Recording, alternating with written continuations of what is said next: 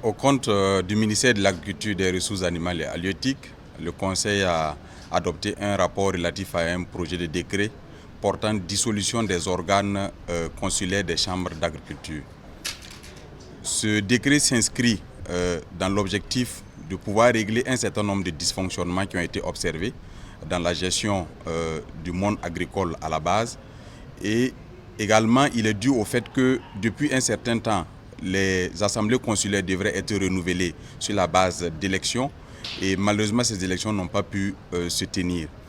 L'objectif est de placer désormais ces chambres d'agriculture sous la tutelle des directions régionales de l'agriculture et pour la Chambre nationale d'agriculture de la placer sous la tutelle de la direction générale en charge du monde rural. Il faut dire que la dissolution des organes consulaires des chambres d'agriculture n'est pas synonyme de la fin de l'existence des chambres d'agriculture parce qu'il y a l'organe administratif qui est notamment dirigé par les secrétaires généraux qui va continuer d'exercer, bien sûr, sous la tutelle du ministère de l'Agriculture, des Ressources animales et halieutiques. C'est donc rassurer l'ensemble du monde paysan, du monde rural, que leur représentation continuera de valoir auprès des organes centrales de l'État et que leur voix continuera d'être portée par les chambres d'agriculture. Et une réforme sera engagée pour donner un format et une configuration organisationnelle adaptée au sens, à la vision de son Excellence le Président du Faso en ce qui concerne le secteur rural.